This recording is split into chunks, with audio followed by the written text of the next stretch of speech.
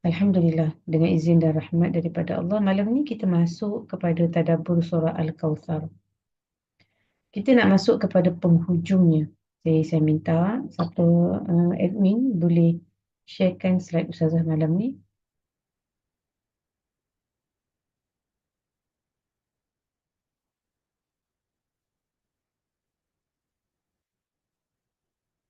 Alhamdulillah, okey.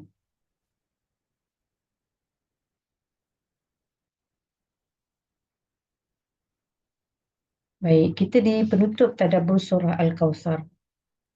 Ibu-ibu yang dirahmati Allah, saya berdoa, berdoa dan kita mengharapkan bahawa semua ibu-ibu yang telah hadir kelas tadabbur kita, QSEKA daripada awal sampailah surah Al-Kawthar, telah memperolehi kemanisan beramal dengan terapi Al-Quran, iaitu amalan-amalan surah yang telah kita belajar daripada sesi 1 sampailah surah Al-Kawthar.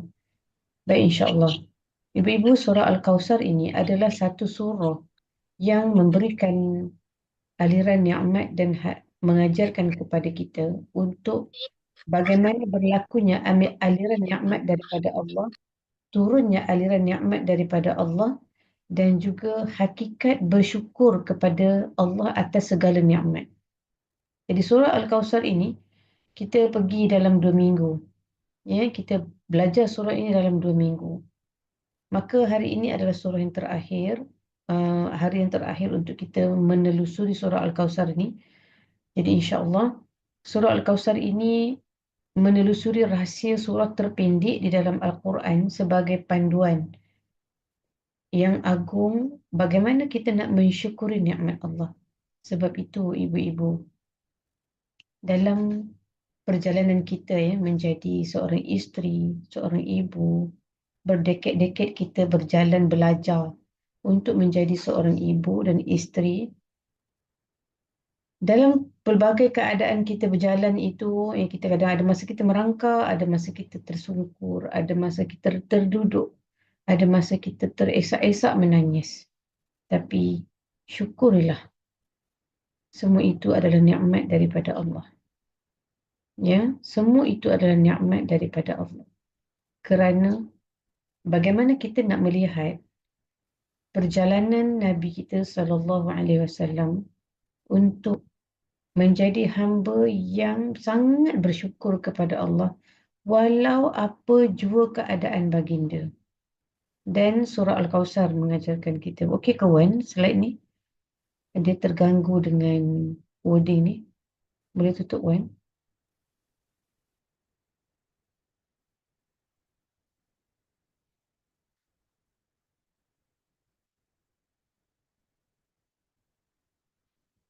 Okey.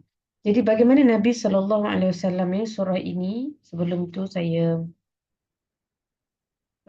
bacakan untuk kita semua sahabat-sahabat surah Al-Kawthar.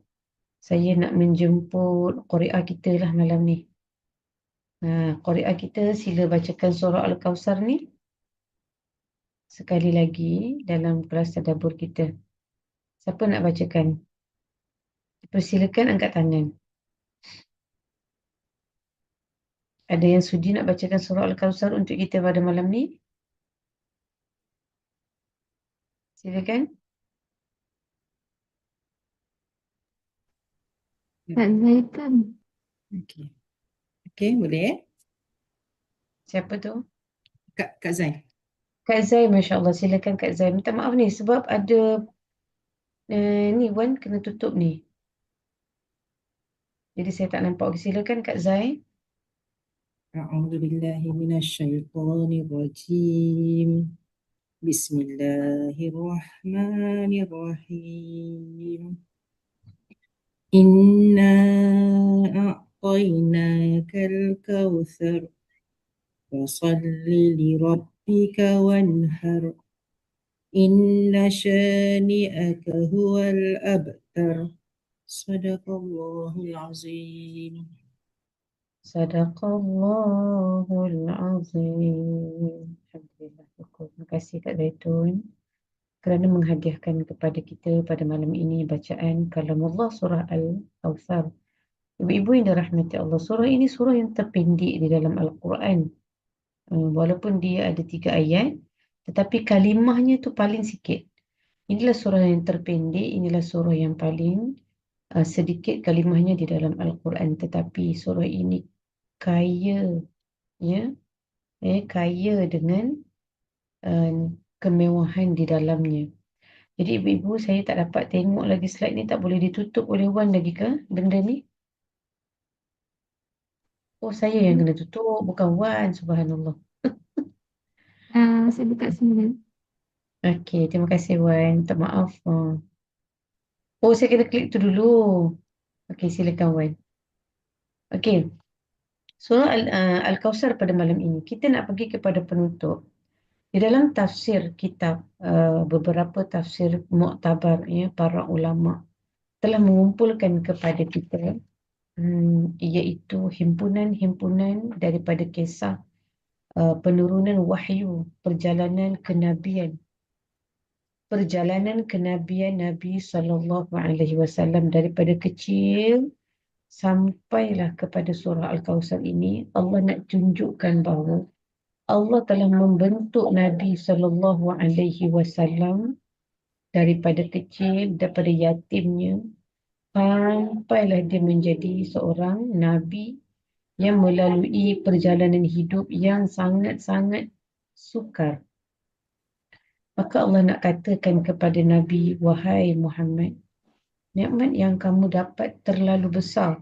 Jadi para ulama telah mengumpulkan semua surah-surah yang menceritakan semua nikmat yang Allah berikan kepada Nabi, ya, untuk menjadikan pegangan hidup kita, untuk menjadi panduan cara hidup kita, bagaimana kita nak menelusuri hidup sebenarnya, ya, untuk kita nak bertemu dengan Nabi Muhammad SAW, dan kita juga nak menjadikan cara hidup dengan Al-Quran yang bagaimana akhlak Nabi SAW itu yang utuh, cukup kuat. Baik, kita tengok. Seterusnya, Wan, next slide. Okey. Surah Al-Kawthar ini ada 3 ayat. Ada 10 perkataan. Ya, ada 10 perkataan dan maknanya sangat luas. Kita tengok pendek saja. Sama je macam kita belajar dalam tadabbur baru ni. Surah Al-Ikhlas, kita berasa macam tak ada perasaan je baca surah tu. Kan? Sebelumnya kita belajar tadabbur, dan bila mana kita belajar surah Al-Ikhlas tu, kita merasakan bahawa saat kita membaca surah itu sampai hari ini, ya, dia menggegarkan jiwa kita dan dia memaknai, baru ni saya tak sihat, ya Allah.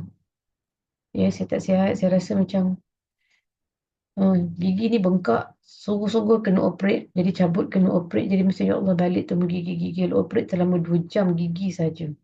Sebatang gigi je ibu-ibu, nak cabut dia tu dan operate selama lebih 2 jam. Allahu Akbar, balik malam tu rasa macam ya Allah. Kita, itulah, Quran tu tak mampu untuk ditinggalkan. Malam tu saya rasa badan saya, ya Allah, tolonglah ya Allah. Jadi oleh kerana kita dah macam tu, ya Allah, Al-Mulk pun tak dapat nak pegang, Al-Quran pun tak boleh, maka baca surah Al-Ikhlas. Kerana Nabi sebutkan kepada sahabat, kalau berasa tak larat sangat, tak mampu sangat, bacalah surah Al-Ikhlas kerana pahalanya 1/3 Al-Quran. Bacalah Al-Ikhlas pada malam tu. Jadi Masya Allah. Jadi ibu-ibu dirahmati Allah. Pada kita pergi menelusuri surah Al-Kafirun pula selepas itu. Masih ingat lagi? Masih ingat lagi? Bila sampai kepada surah Al-Kafirun, di saat kita membaca surah Al-Kafirun itu, kita disebutkan, dibisikkan di telinga kita oleh Rasulullah, dia mengenal Tuhannya. Ui, perkataan itu. Masih lupa? Adakah sudah lupa perkataan Nabi itu kepada kita? Dia mengenali Tuhannya. Dia, sambung. Perkataan kedua Nabi apabila kita membaca surah Al-Kafirun. Buka mic, boleh sambung. Dia, Mengenali Tuhannya. lagi, yang kedua.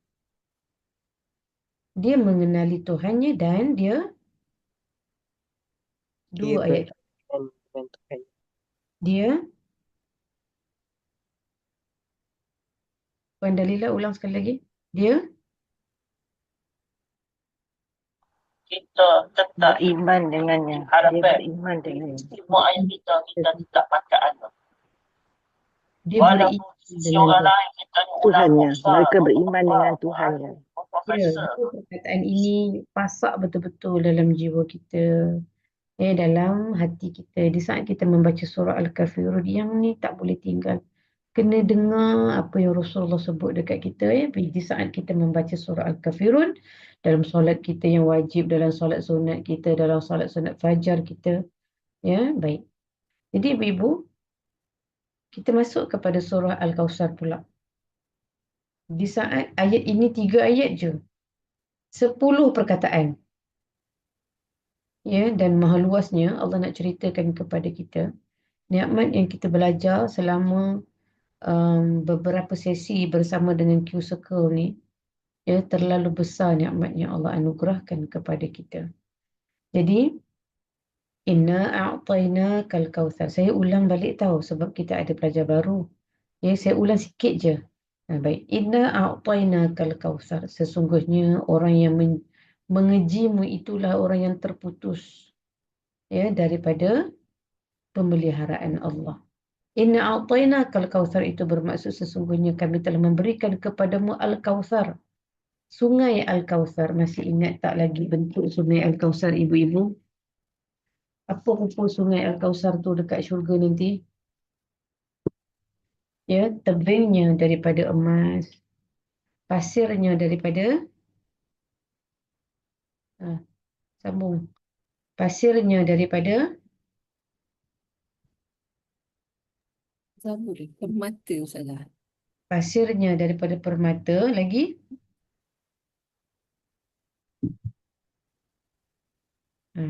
Tanahnya wangi kasturi. Masya Allah, tanahnya wangi kasturi, subhanallah.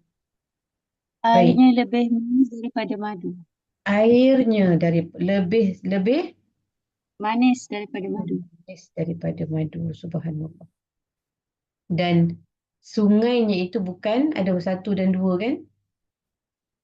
Baik, itulah sungai Al-Kautsar. Dan fasalli. Allah bagi tahu dekat Nabi, aku telah memberikan kepada kamu Al-Kautsar, nikmat yang begitu banyak dan nikmat yang paling besar yang Allah bagi kepada Nabi dalam banyak-banyak nikmat nanti yang kita akan belajar di penutup lagi, iaitu nikmat syurga Al-Kautsar untuk dia. Subhanallah. Dan bagaimana Allah ajarkan kepada Nabi dan kepada kita pada malam ini cara untuk kita bersyukur dengan nikmat Allah. Yang pertama, fasalli. Mesti maka solatlah engkau. Kita mesti memperbanyakkan solat. Jadi ibu-ibu, banyak tak kita telah mendirikan solat kita? Kita kena berusaha sama-sama untuk mendirikan solat tahajud kita setiap malam. Dan kita kena berusaha keras untuk menghidupkan solat-solat sunat rawatib kita. Solat qabliyah kita. Solat qabliyah subuh. Yang rawatib ini ada 12 rakaat.